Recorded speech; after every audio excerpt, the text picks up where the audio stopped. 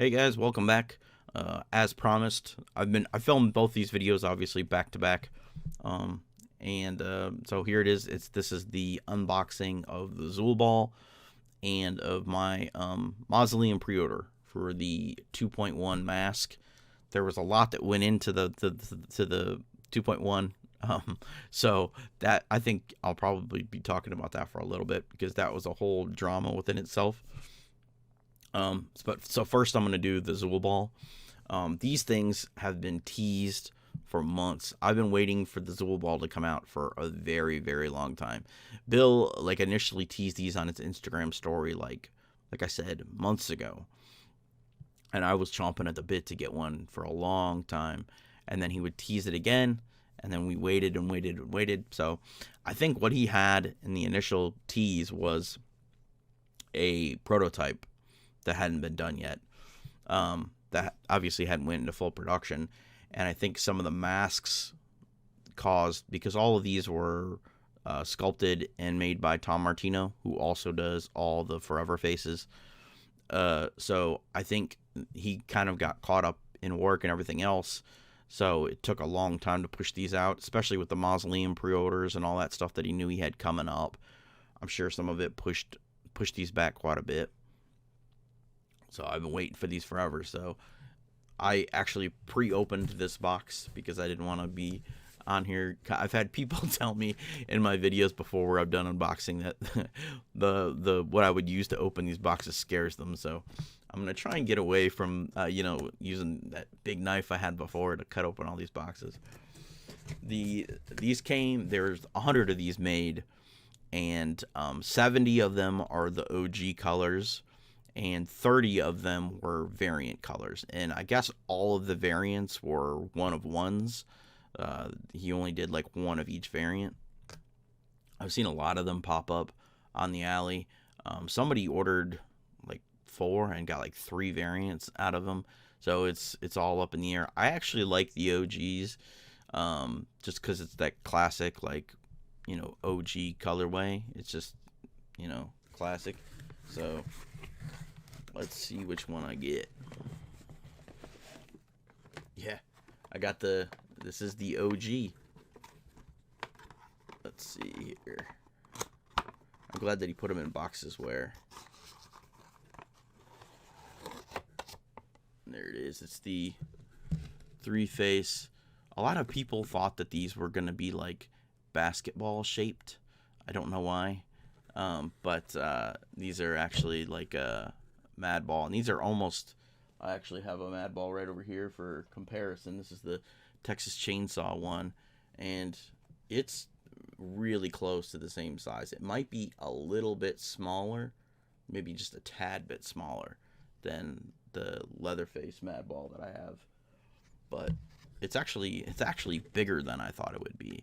But some people thought these were going to be like basketball sized, which I don't. Like I said, I don't know what people were thinking. But yeah, this is the OG. There were 70 of these and 30 of the other, like I said. And it came with inside a sticker inside the box. That's a little bit. It's of the 3-face, obviously. The glare is killing it. There it is. Yeah. And they all came with the XulBall box. Again, glare is killing it, but you get the idea.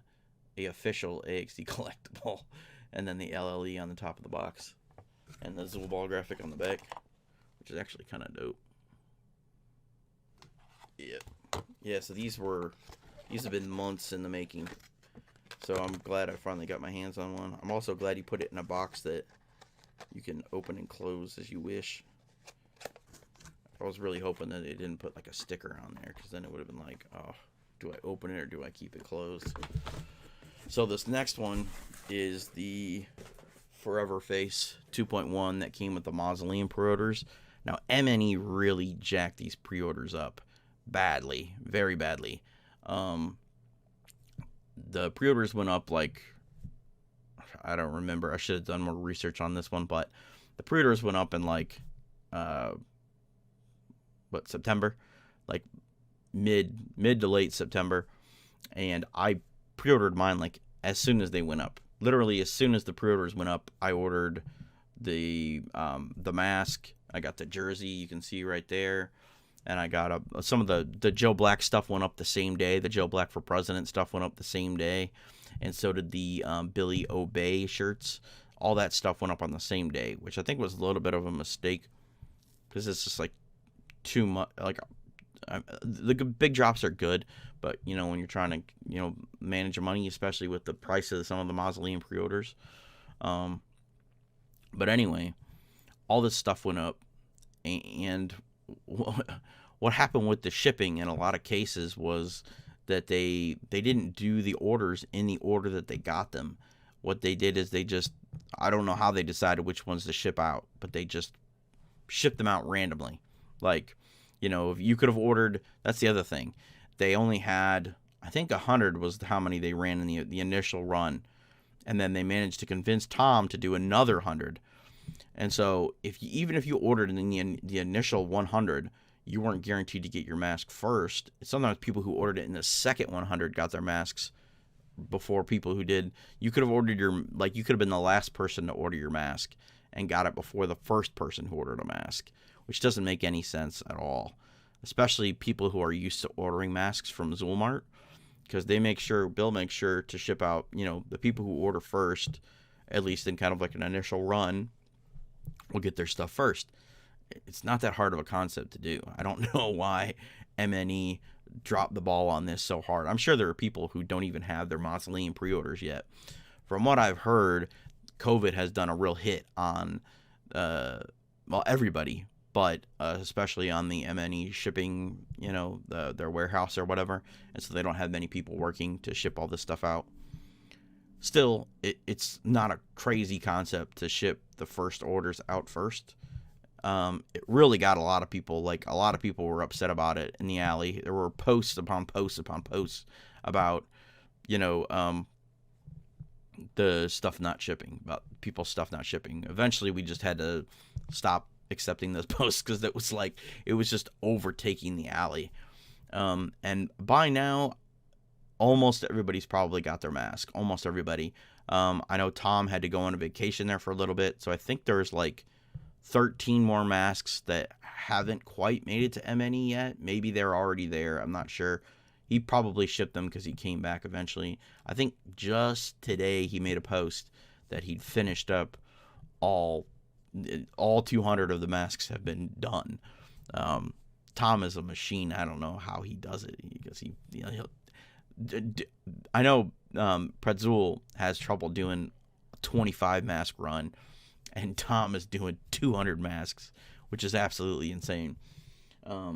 The only thing with these masks, with the 2.1s, that was a little bit that I was was the colorway. The colorway is kind of just a plain white and black, and they had a prototype went up on sale in the alley.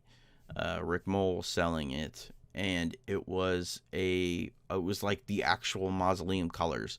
It was like a really light gray with a purple, and it was a really, really dope looking 2.1. And I think everybody was kind of hoping to get, it was kind of like Undertaker colors, basically. And I think everybody was hoping that they were going to get, that was going to be the 2.1.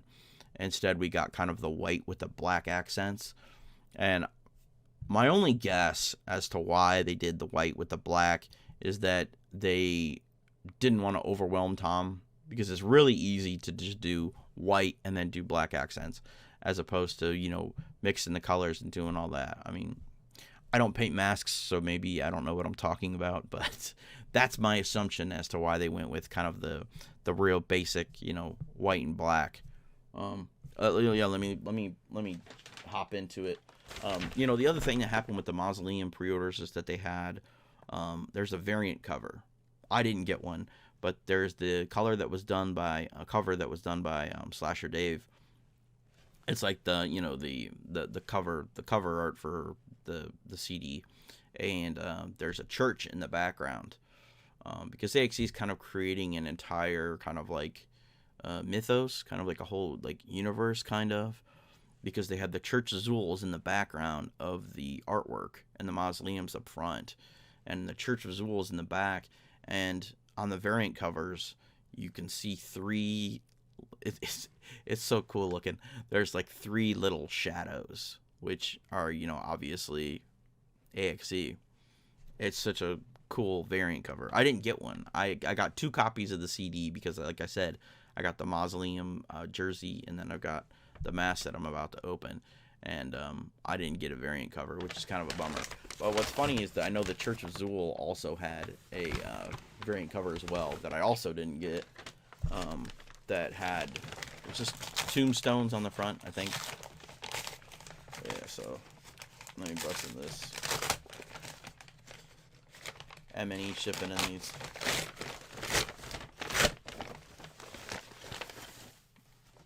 Yeah, here we go. Shipping thing. That's it. The other kind of controversy that happened with M&E shipping these is that nobody got certificate of authenticities, which to me isn't that big of a deal. I don't really ever sell my mask, and nobody's making fake forever faces, but it's just it's the principle of the matter, or whatever, however you want to say it, that they didn't ship them because Bill had commented that he had given them the COAs and they were supposed to be in there. So like I said, it's another thing on top of MNE's kind of like mismanagement of this pre-order. I also heard that people were having problems with their Blaze Cadaver pre-orders where they weren't getting them on time. So like I said, it's got to be something going on at the MNE headquarters that's, holding everything up and causing everything to kind of go through this kind of, craziness. I mean, it looks like Tom gave them his little barf scented bags, so it's not actually barf scented. The masks actually smell really good. Yeah, and there it is. Boom. I don't believe I've done a 2.1 opening on this channel. It was I got my previous 2.1 when I was taking my little break, which I will eventually do a video on. See, these also have they've kept the signature brain popping out on there. They've kept the ears with the crosses are still there. I haven't really done an analyze, of the 2.1s yet.